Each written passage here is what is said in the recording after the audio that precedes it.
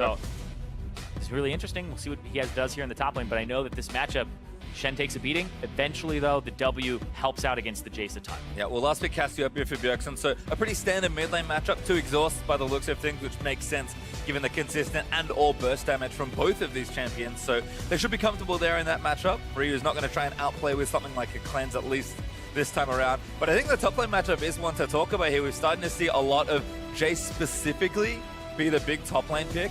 And almost always, there's no other carry people want to play into it just yet, so they are taking more of these tanks. Yep. And again, that seems like an interesting trade-off, because you feel like as a team you'd want one or the other.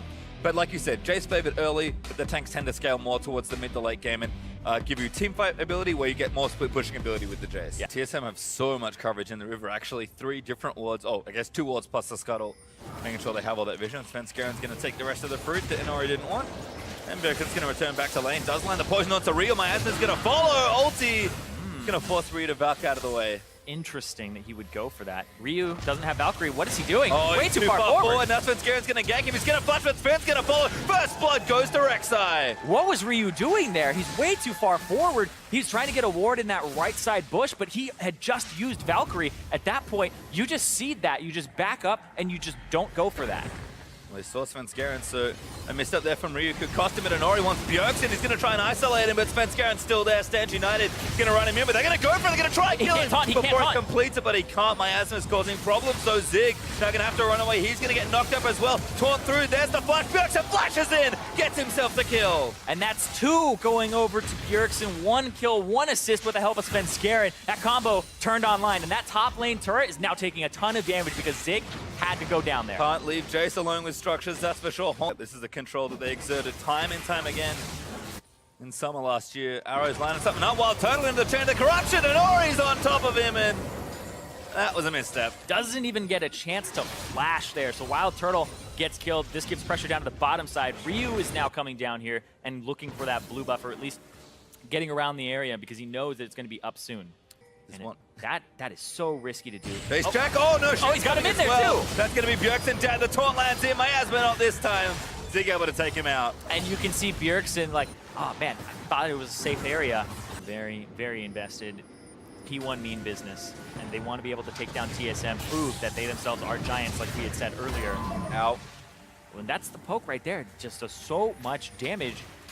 And it made us a little bit surprised in Champions like that the Varus wasn't picked up, but we'll see. Try to go on Turtle! Turtle for a play. Little caught out. Inori able to get it. Flashes for the kill. And now it's 4v5 in favor of P1. And Turtle cannot catch a break. He can't farm these waves safely at all. Inori comes in from the right. Ryu straight down, straight up the gut. They're going to get this turret with the Trinity Force. This is now a little opening created. Once again, we have some uneven objectives here as Svenskaren trying something. Now, they're actually stopping Jace from backing. Here comes Inori down to the bottom lane. He's going to try to punish Hauntzer, and Zig is here as well. Can his HP hold out? I don't know. Zig's still tanking. Hauntzer, yeah, he can't do it. Not enough. Inori, just another easy kill.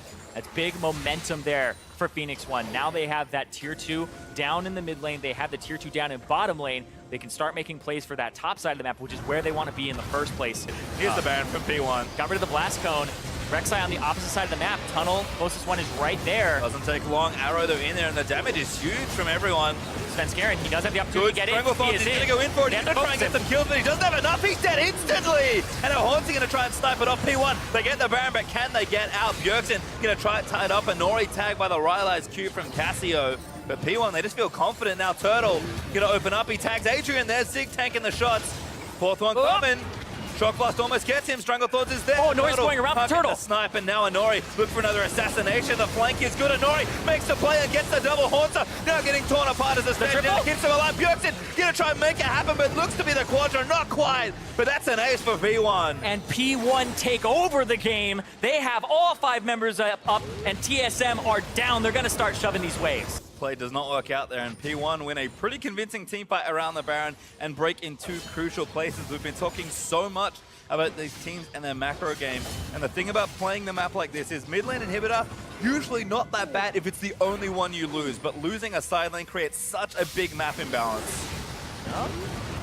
TSM going to try and make it up here with this play, but Nori's on the back again. Oh, what? Goodbye, Biofrost! as Turtle's dead as well. And Ori 1v2 for another double. Might make it a couple there for Sven as he goes down, and Bjergsen, he's going to try to fight. He jumps over the ultimate, outplays Bjergsen. There's the taunt, and P1 just have it all. They just slaughtered TSM. They're going to take this third. They have the Baron. They're going to end the game here, Pastry. I mean, the minions are there. They're going to try and just run in for it. Zig going to tank up the shots. P1 not interested in the last inhibitor. They're going to claim the game instead. Nexus turret demolished by the super minions, and Phoenix One clean up TSM in game number 1.